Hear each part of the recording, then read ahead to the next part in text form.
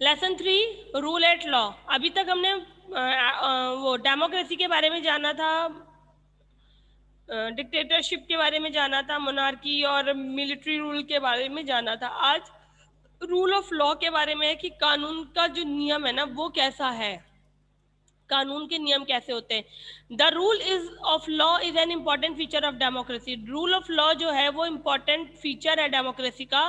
Rule of law means होता है that the law is same for everyone, कि जो कानून है वो सबके लिए समान हो।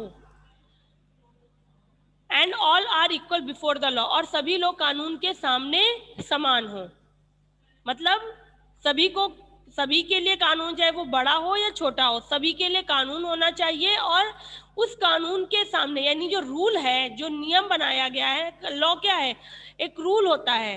जैसे अभी स्कूल में बनाया जाए कि सबको टाइम पर आना है, ठीक है, तो ना ये नहीं किया जाता कि कोई बड़ा अच्छे घर से है तो वो देर से आएगा, कोई कमजोर वर्ग का है या पिछड़ा है, गरीब है, तो वो जल्दी आएगा। ऐसा कोई रूल नहीं है ना, सारे बच्चों को इक्वल आना होता है, सबको एक जैसा ड्रेसअप है। क्यों? ये स्कूल का लॉ है, स्कूल का रूल है। उसी तरह जो डेमोक्रेसी में रूल बनाए जाते हैं, जो देश के कानून है, उसके सामने सब लोग बराबर हैं और सबके लिए वो एक जैसा है। एवरीवन, वेदर, हर कोई, चाहे वो रिच हो, पुअर हो, मैन और वुमेन हो, have equal protection under the law. सबको कानून के अंतर्गत एक जैसी सुरक्षा दी जाएगी। It also mean that the government cannot act in any way it wishes। और इसका मतलब ये भी है कि सरकार जो उस वक्त कार्यरत है वो अपनी इच्छा के अनुसार काम नहीं कर सकती है। Act in any way it wishes, जैसा वो चाहे वैसा काम नहीं कर सकती है। Its power are also limited by the constitution and the law. और उस कानून का जो उसकी शक्तियां हैं सरकार की, वो संविधान के द्वारा लिमिटेड यानी सीमित की गई है।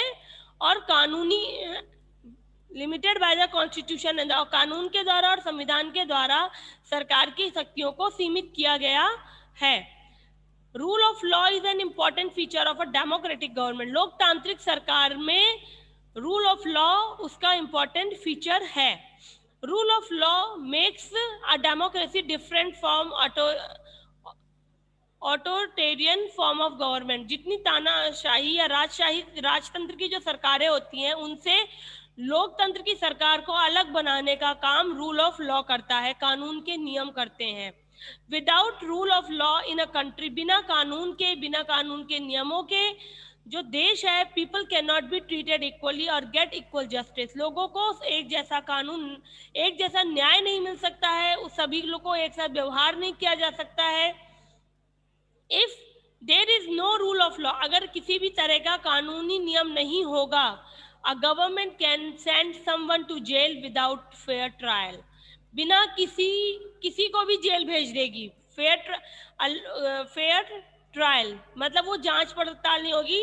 अगर रूल नहीं होगा, मान लीजिए किसी को पकड़ा जाता है किसी जुर्म में, तो आप देखते हैं ना, पहले उसके खिलाफ सबूत ढूंढे जाते हैं, फिर सबूत मिलते हैं अगर, तो ये चेक किया जाता है कि वो वहां पर सस्पेक्ट था या नहीं था, वो विक्टिम है या नहीं है, उसने ये काम किया कि नहीं किया। कोई चश्मदीद मिलता है, आई विटनेस ढूंढा जाता है, आजकल तो सीसीटीवी फुटेज देखे जाते हैं।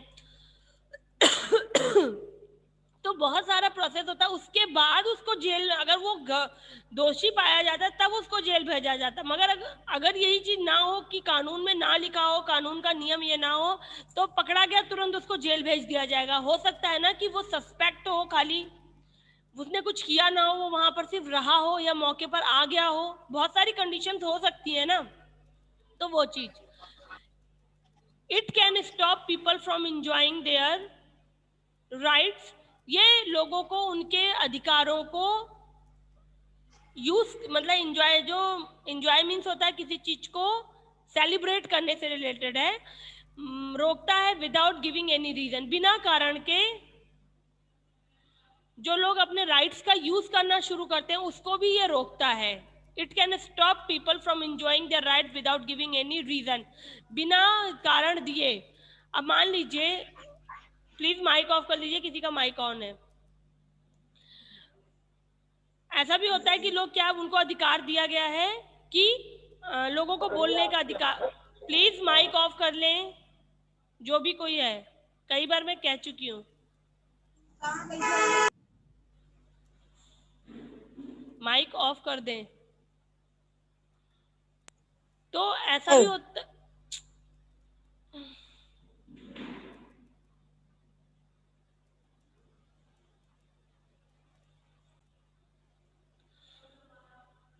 हम लोगों को बोलने की आज़ादी दी गई है, बोल सकते हैं, अपने विचारों को व्यक्त कर सकते हैं, हम अपना कोई भी रिलीजन, फ्रीडम ऑफ रिलीजन है, हम किसी भी तरह का धार्मिक कुछ भी करने की हमें आज़ादी। तो कभी कभी होता है कि वो हम अपने राइट्स का फायदा उठाना शुरू कर देते हैं। तो कानून में नियम है, जैसे क्या होता है कि बिना कारण के आप ढोल बजाने लगो, ठीक है, तो लोग आपसे पूछेंगे ना, पुलिस वाले आते हैं, पूछना शुरू करते हैं। अगर कोई कंप्लेन करता है तो आपसे पूछते हैं कि आप क्यों ढोल बजा रहे हो, क्या रीजन है। अब ये हमें कुछ भी करने की आजादी है, पर इसका मतलब ये नहीं होगा ना कि हम कभी भी कुछ भी कर सकते हैं। उसी तरह है जैसे डीजे बजाने की परमिशन सिर्फ रात के 11 बजे तक दी गई है, उससे ज़्यादा देर नहीं बज सकता, बहुत जगहों पर डीजे बंद करवा दिया गया है। तो इस तरह करके बहुत सारी चीज़ें हैं जो कानून के अकॉर्डिंग है और हमें करने से रोकते हैं, वो हमारे राइट्स को भी रोक सकता है। In a democracy courts and the constitution, अदालत और संविधान मेक श्योर, इस बात का निश्चय करते हैं लोकतंत्र में, there is the rule of law in the country, की देश में कानून का नियम होना चाहिए। The example of two countries below can help us understand the importance of the rule of law. नीचे दो देशों की बात कही जा रही है जो आपको रूल ऑफ लॉ समझाने में हेल्प करेगा। एक केस स्टडी दी हुई है। इन वन कंट्री, प्लीज इसको ध्यान से पढ़ना क्योंकि इससे रिलेटेड फिर क्वेश्चन आंसर्स होंगे तो थोड़ा समझ में आए। इन वन कंट्री, एक देश में some men were sent to jail for crossing the border and entering a neighbouring country. कुछ आदमियों को जेल भेज दिया जाता है क्योंकि वो उन्होंने बॉर्डर क्रॉस की और दूसरे पड़ोसी देश में एंट्री कर गए। The government thought they were spies. उनका मानना है सरकार, प्लीज अंतरिक्ष, गवर्नमेंट का मानना है कि वो जासूस हैं। The prisoners try to explain the police, और जो कैदी हैं वो उनको एक्सप्लेन कर रहे हैं पुलिस को कि that they were harmless shepherd who had crossed the border because their cattle and had wandered there। वो शेफर्ड है यानी कि वो जानवर चराने वाले चरवाहे हैं और वो गलती से बॉर्डर क्रॉस कर गए क्योंकि जो उनके कैटल हैं, उनके जो जानवर हैं, मवेशी हैं, वो वहां घूम रहे थे। The police did not listen to them to took them to jail, और पुलिस उनकी बात नहीं सुनती और उनको जेल भेज देती है। The prisoner then requested a lawyer to took into their case. वो एक वकील को रिक्वेस्ट करते कि वो उनका केस ले and help them get justice, वो उनकी न्याय दिलाने में हेल्प करे। There request was denied. उनकी रिक्वेस्ट, जो उनकी विनती होती है, उसको मना कर दिया जाता है। The government of that country declared them to be the enemies of the state. वो वहाँ की जो सरकार है उसे वो देश के गद्दार कह सकते हो, देश के दुश्मन के रूप में घोषित कर देती है कि ये देश के गद्दार हैं, उनकी बात नहीं सुनती है। The man were kept in jail for the rest of their life, और उन्हें आजीवन कारावास दे दिया जाता है। ठीक है, ये था एक देश की कहानी। जबकि दूसरे देश में a man was sent to jail when he was caught stealing some secret document from the government office. दूसरे देश में एक आदमी को जेल भेज दिया जाता है क्योंकि उसने गवर्नमेंट ऑफिस से कुछ सीक्रेट डॉक्यूमेंट्स को चुराया था।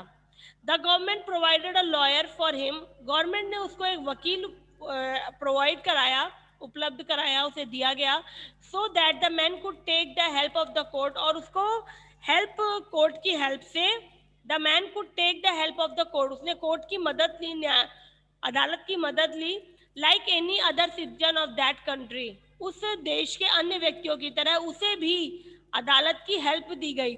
According to the laws of the country, देश के कानून के हिसाब से, all citizens are allowed a trial of proof their innocence. हर व्यक्ति को अपना पक्ष देने की आजादी, अपने कि वो दोषी नहीं है, उस बात की गवाही देने की आजादी है। Allowed trial, to prove their innocence, अपनी निर्दोषता साबित करने की आजादी है। फिर आपके यहाँ पे क्वेश्चन हैं, what happened to the people in the first country. पहले प्लीज माइक ऑफ रखना, अभी हम बाद में डिस्कस करेंगे इसे।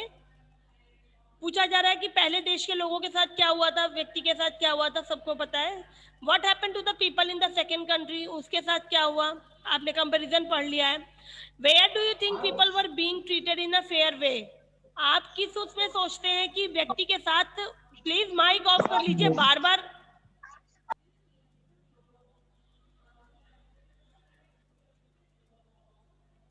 मैं कई बार कह चुकी हूँ अरुण कुमार को माइक ऑफ करने के लिए और उनका माइक बार बार ऑन हो रहा है। It is not fair.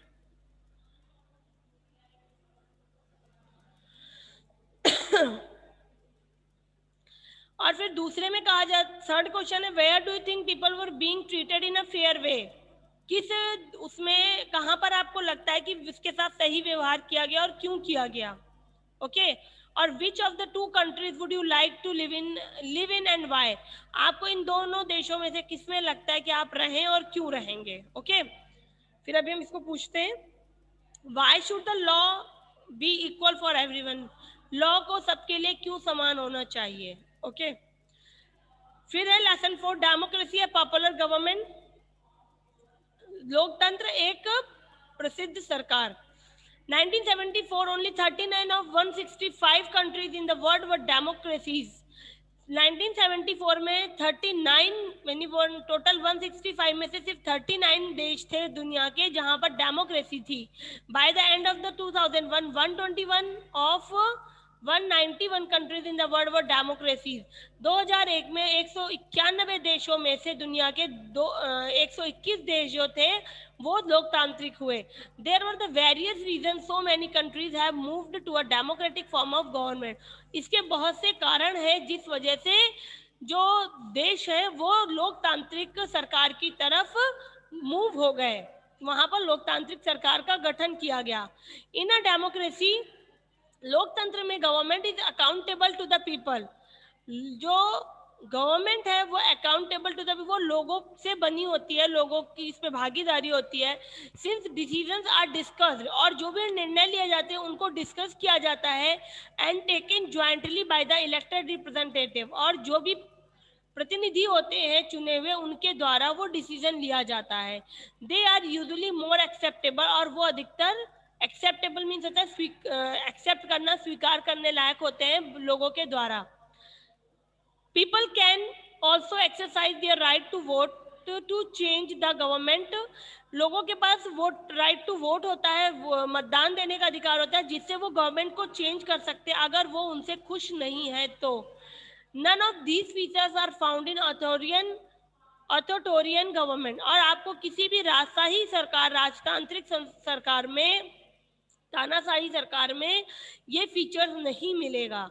Authoritarian governments have unlimited power, और जो राजतांत्रिक सरकार होती है उसमें शक्तियां तो असीमित होती हैं, आर नॉट अकाउंटेबल, बट उसमें लोगों की भागीदारी नहीं होती है। And do not have to depend on people to stay in power, और वो पावर में बने रहने के लिए, सत्ता में बने रहने के लिए लोगों पर डिपेंड नहीं होते। हमारे यहाँ क्या है, सरकार बने रहने के लिए हम पर डिपेंड करती है, बट अथॉरिटेरियन गवर्नमेंट में ऐसा नहीं होता है। In a democracy, people are free to express their opinions. They can criticize the government and hold protest if they are not happy with the government. लोगों के पास अधिकार होता है कि वो अपनी बात को कह सकते हैं, अपने विचार को कह सकते हैं, सरकार की आलोचना कर सकते हैं, अगर वो उनसे खुश नहीं है तो उनके खिलाफ विरोध कर सकते हैं। It is likely that the views of one person will not be similar to the another person. ऐसा हो सकता है कि हर व्यक्ति के विचार एक जैसे ना हो, यानी कि हर किसी का विचार एक जैसा ना हो, ऐसा पॉसिबल है। However, nobody can stop from expressing their views and फिर भी लोगों को अपने विचार देने से मना नहीं किया जाता है। And expressing their views and opinions, and everyone need to respect the different views of others, और लोगों को चाहिए भी कि वो दूसरों के पॉइंट ऑफ व्यू को सुने और उनको सम्मान दें।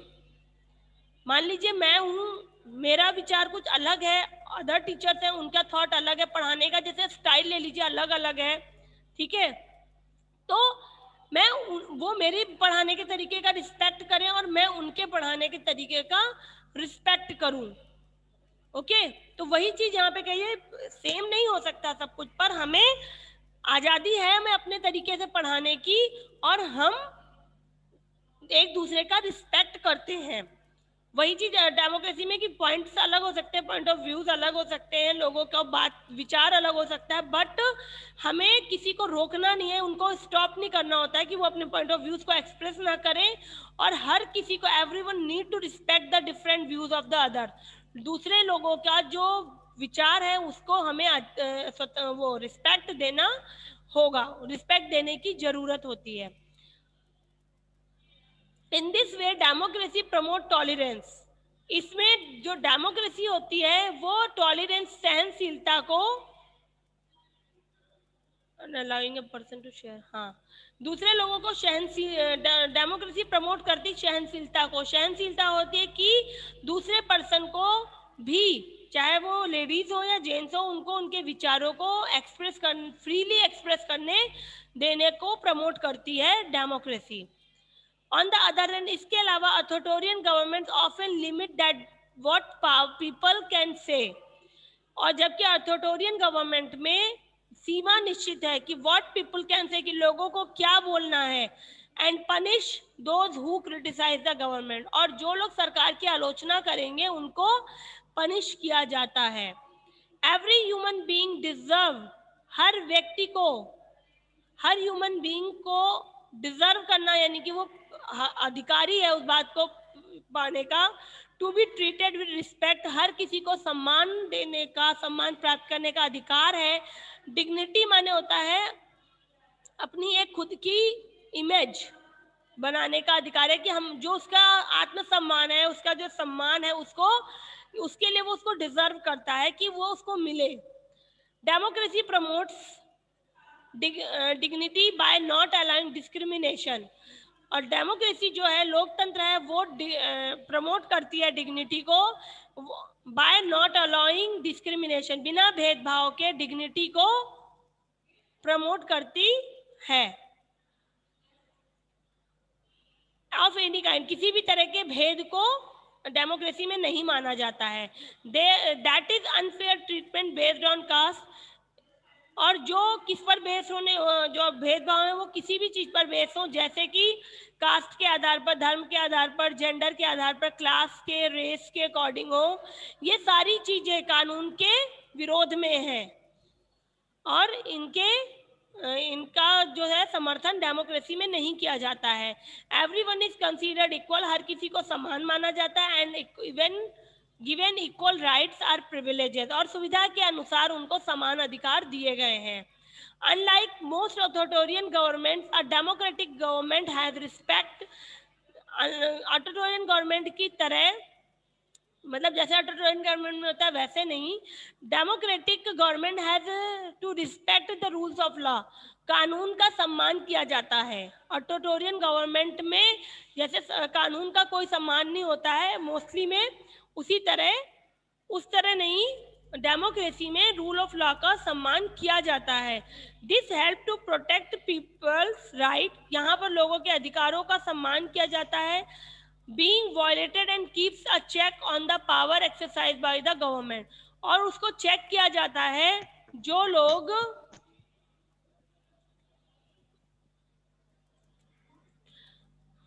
जो सरकार सत्ता में होती है